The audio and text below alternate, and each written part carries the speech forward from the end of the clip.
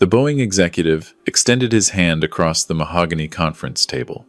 $28 million. The number still felt surreal, even with the contract sitting in front of me, every clause meticulously reviewed by my attorney over the past 3 weeks. Mr. Morrison, your aerodynamic efficiency algorithm is going to revolutionize our next generation of aircraft, he said, his grip firm and warm. We're honored to bring this innovation in-house. I adjusted my reading glasses, the same pair I'd worn for the past decade, held together at the bridge with a tiny piece of electrical tape. The irony wasn't lost on me. Here I was, about to become a multimillionaire, and I couldn't even afford new glasses until now. 18 years of working night shifts at the Boeing factory floor, coming home to my one-bedroom apartment in Renton, eating microwave dinners, and spending every spare moment on my calculations. 18 years of silence from the only family I had left. Thank you, I managed, my voice steady, despite the emotions churning inside. I hope it serves the company well. The meeting concluded with handshakes, congratulations, and promises of a formal announcement in 2 weeks. I walked out of that glass tower in downtown Seattle, past the receptionist who smiled at me differently now. Word traveled fast, and into the gray drizzle that characterizes Pacific Northwest autumns. My phone buzzed as I reached my 15-year-old Honda Civic. Unknown number. I almost didn't answer, but something made me press the green button. Dad? I froze. The voice was older, rougher around the edges, but unmistakable. Robert, my son, the boy I'd raised alone after my wife died when he was 8. The teenager who'd screamed at me that I was an embarrassment, that his friends' fathers had real careers, not glorified janitor jobs. The 20-year-old who'd walked out the day after his college graduation, suitcase in hand, declaring he was moving to California with his girlfriend and didn't want anything to do with his loser father anymore. 18 years. Not a birthday card. Not a Christmas call. Nothing.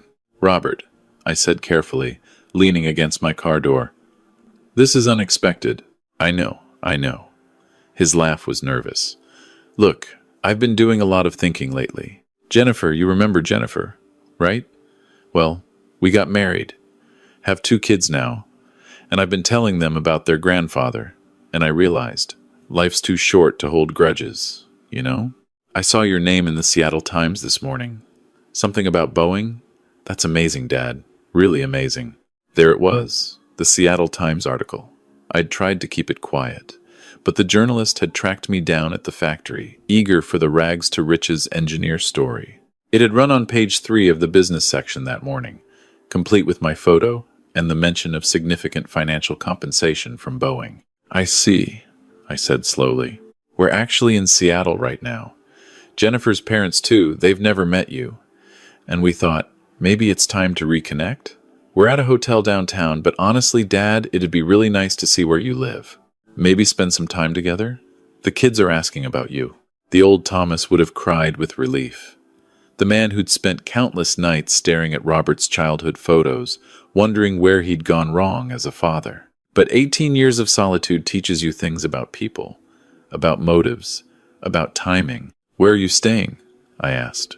The Westin. But seriously, we don't want to impose. Just, can we come by? Even for an hour? I thought about my apartment. Then I thought about the small house I'd put an offer on just yesterday. Pending the Boeing money's arrival, a 3-bedroom craftsman in a quiet neighborhood in Bellevue. Nothing extravagant, but with a workshop in the garage where I could continue my projects. The real estate agent had been shocked I was paying cash. I'm actually between places right now, I said, which was technically true. Tell you what, let me call you back in an hour. I need to sort some things out. After we hung up, I sat in my car, rain pattering on the windshield, and called the one person I trusted completely. Patricia Chen, my attorney. We'd known each other for 5 years, ever since she'd helped me file the initial patents. Patricia, my son just called me after 18 years of no contact.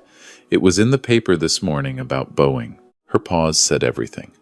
Thomas, as your attorney and your friend, I need to tell you to be very, very careful. Do you want me to be present when you meet? I don't even know if I should meet them. That's your call. But if you do, And if they stay more than a day, I want you to document everything. Times, conversations, requests. Especially requests involving money. I drove to my apartment, my mind racing. The old Thomas whispered that maybe Robert had genuinely changed, that fatherhood had matured him, that I was being cynical. The new Thomas, forged by years of disappointment, knew better. But I called him back anyway. I gave him my address. They arrived at 6 p.m. in a rented Cadillac Escalade. Robert stepped out first, and my breath caught. He looked so much like his mother, the same hazel eyes, the same way of tilting his head when he smiled. He'd put on weight, wore an expensive-looking suit, and his handshake was too enthusiastic. "Dad, look at you. You look great." I didn't. I looked like a 62-year-old man who'd spent decades working factory shifts, my hands calloused, my face weathered. But I accepted the hug, noting how quickly he pulled away. Jennifer emerged next. Blonde, immaculately dressed in designer clothes, her smile perfect and cold. "Mr. Morrison, it's so wonderful to finally meet you. Robert has told me so much about you." Doubtful, I thought, but I smiled politely. The two children, both under 10, were glued to their tablets and barely looked up. And then came Jennifer's parents, Richard and Susan Bradshaw. Richard was a heavy-set man in golf attire, and Susan wore enough jewelry to stock a small store. "So, this is the famous inventor," Richard boomed, clapping me on the shoulder hard enough to make me wince. "Bobby's been keeping you a secret all these years." Bobby. Robert hated being called Bobby. My apartment suddenly felt very small with 6 people crammed into it. I'd hastily cleaned that afternoon, but there was no hiding the worn furniture, the stack of technical journals, the simple life I'd lived. "It's cozy," Jennifer said brightly, in the tone people use when they mean the opposite. "How many bedrooms?" "1," I said.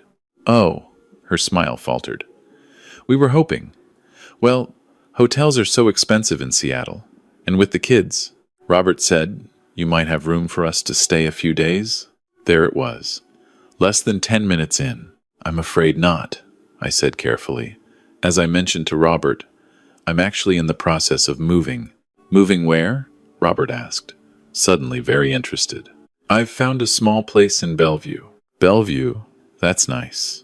How many bedrooms?" I saw where this was going. 3, but I'm not closing for another 2 weeks, and there's a lot of work to be done on it. "We could help."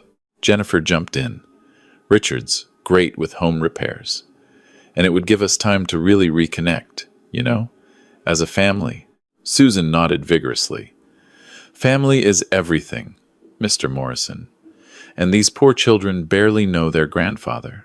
The poor children were currently fighting over a tablet, completely ignoring the adults. I felt the old guilt rising, the guilt that maybe I had been a bad father, that maybe I owed Robert this chance. But then I noticed Richard examining my bookshelf, specifically the framed photograph of the Boeing contract signing that I'd brought home. "So, this Boeing thing," Robert said casually, sitting on my worn couch. "Must have been quite the payday, huh?" "It's enough," I said neutrally. The paper said significant compensation. "That's pretty vague. What, like 100 grand?" Jennifer elbowed him, but I could see the calculation in her eyes. "It's enough to be comfortable," I repeated. The evening grew increasingly uncomfortable. They ordered take-out expensive sushi from a downtown restaurant, and when the bill came, they all looked at me expectantly. I paid $340 for dinner. Richard cornered me while the others were distracted.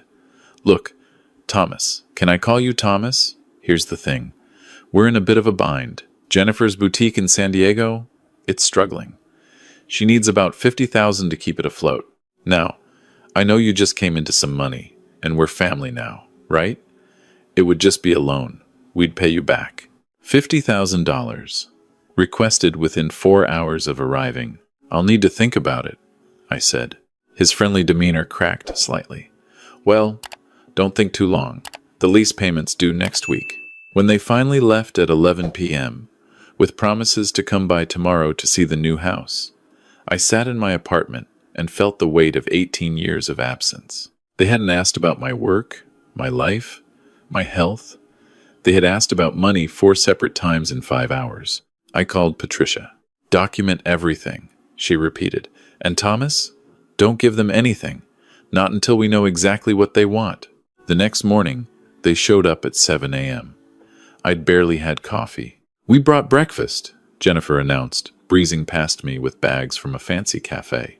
Again, I somehow ended up paying when she forgot her wallet. So about the house, Robert said. We were thinking, and hear me out, maybe we could move in for a few months? Just while we get on our feet.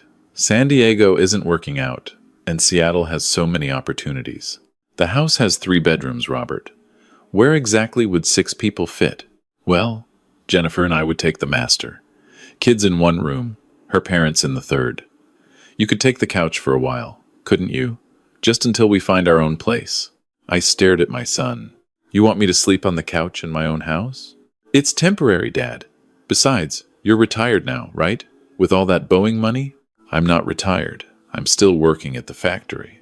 Why? Jennifer looked genuinely confused. If you have millions, why work? I hadn't told them the amount. Who said millions?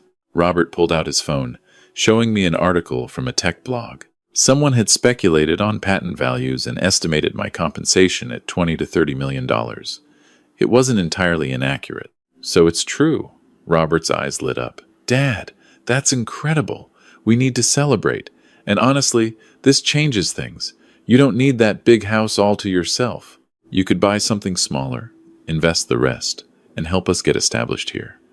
Family takes care of family. The next week was a nightmare. They moved into my apartment without asking, claiming their hotel had made a mistake with their reservation. 6 people in my 1-bedroom apartment. The children ran wild, breaking my reading lamp and spilling juice on my research notes. Richard complained about everything: the mattress, the neighborhood, the lack of a second bathroom. Susan rearranged my kitchen to be more efficient. Jennifer left brochures around for luxury cars, vacation homes, and private schools. Just thinking ahead, she'd say with a wink. Robert presented me with a business proposal. He wanted $200,000 to start a tech company. It's a sure thing, Dad. And you'd own 40%. That's generous, considering I'm doing all the work. When I said I needed to review it with my attorney, his face darkened. You don't trust your own son? After everything I'm doing, reconnecting with you? Everything you're doing? I kept my voice level.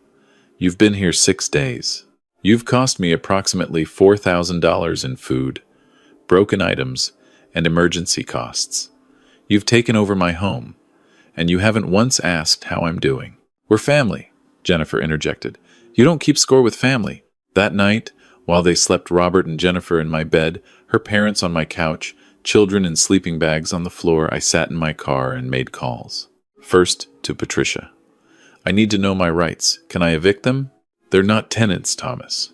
They're guests who've overstayed. You can ask them to leave, but if they refuse, it gets complicated. Especially since Robert is your son, he might claim some rights. But we can handle it. Document everything. Record if you're in a one-party consent state, which Washington is. Second, to a private investigator Patricia recommended, I need to know what I'm dealing with. The investigator's report came back in 3 days. Robert and Jennifer were drowning in debt. Credit cards maxed out. The San Diego boutique had closed 6 months ago. They'd been evicted from 2 apartments in the past year. The Bradshaws had filed for bankruptcy twice. They'd been living in their daughter's car before seeing my article in the newspaper. They weren't here to reconnect. They were here to survive, and I was their lottery ticket. Armed with this knowledge, I did something calculated. I invited them all to dinner at a nice restaurant, my treat, I said. I brought Patricia as my friend. Over appetizers, I made my announcement. I've decided to sell the Bellevue house. 3 bedrooms is too much for me. Jennifer's face fell. What? But we were. Instead, I continued, I'm buying a smaller condo, 1 bedroom, and I've made some decisions about the Boeing money. Everyone leaned forward. I'm establishing the Morrison Foundation for Aerospace Education. $25 million will fund scholarships for underprivileged students pursuing engineering degrees. The remaining funds will support my retirement and continued research. The silence was deafening. $25 million? Robert's voice cracked. You're giving it away? To strangers? Susan gasped. Not strangers. Students who face the same barriers I did, who have the passion but not the resources. What about your family? Robert stood up, his voice rising. What about your son? Your grandchildren? My son who didn't speak to me for 18 years? Who called me a loser and walked away? That son? I was young. I made mistakes. You made a choice, Robert. And you made another choice when you came back, not because you missed me, but because you needed money. Jennifer joined in. You're a selfish old man. We came here to give you another chance, and this is how you repay us? Patricia calmly took out a folder. Actually, let's talk about repayment. Thomas has receipts totaling $6,300 for the past 10 days. Food, damages, transportation. He's also recorded several conversations where you pressured him for loans and investments. In Washington state, elder financial abuse is a serious crime. Richard's face turned purple. Are you threatening us? I'm informing you of the law, Patricia said smoothly, and suggesting that you leave Seattle. Today, the restaurant had gone quiet, other diners watching our table. Robert looked at me with something I'd never seen before, pure hatred. You were always worthless. A factory worker pretending to be important. I'm glad I left. I'm glad I never looked back. And yet you came running the moment you thought I had money, I said quietly. That tells me everything I need to know. They left the restaurant, and by morning, they were gone from Seattle. They'd trashed my apartment on the way out, poured bleach on my couch, broken dishes, torn up photographs. Patricia documented everything for a potential restraining order. I stood in the ruins of my small home and felt nothing but relief. The following months brought clarity. I did buy the Bellevue house, not the 3-bedroom, but a modest 2-bedroom with that workshop I wanted. I established the Morrison Foundation with Patricia as the executive director. Our first year, we awarded 15 full scholarships to students at the University of Washington's Aerospace Engineering program. One of them, a young woman named Keisha from Tacoma, reminded me of myself at 20, brilliant but overlooked, from a family that couldn't afford her dreams. At our scholarship ceremony, she shook my hand with tears in her eyes. Mr. Morrison, you changed my life. I was going to drop out, work full-time, maybe try again in a few years. This scholarship means I can stay in school, focus on my studies, maybe even go to graduate school. That moment, watching her accept the check, was worth more than all of Boeing's millions. I never heard from Robert again, though I did receive a certified letter from a lawyer demanding his rightful share of my estate. Patricia handled it with a tersely worded response about legal rights and familial obligations, of which Robert had none. But here's the thing about betrayal. It clarifies. For 18 years, I'd wondered if I'd failed as a father, if I'd somehow driven Robert away. His return, mercenary and transparent, freed me from that guilt. He hadn't left because I was a bad father. He'd left because I wasn't wealthy enough, connected enough, successful enough in his eyes. And he'd returned not out of love, but out of greed. On the anniversary of the Boeing contract signing, I sat in my workshop, sketching designs for a new project, a more efficient solar panel array. The foundation was thriving. Keisha had invited me to her graduation. My life was quieter but fuller than it had been in decades. I thought about what Robert had said in that restaurant. You were always worthless. But worthiness isn't measured by bank accounts or job titles. It's measured by what you build, what you give, what you leave behind. I was building futures for students who deserved a chance. I was giving back to a field that had given me purpose. And I was leaving behind a legacy that had nothing to do with blood and everything to do with choice. The phone rang. Unknown number. I let it go to voicemail. Some doors, once closed, should stay that way. And some families are the ones we choose to create, not the ones we were born into. I turned back to my designs, the workshop warm with lamplight, and felt something I hadn't felt in 18 years. Peace.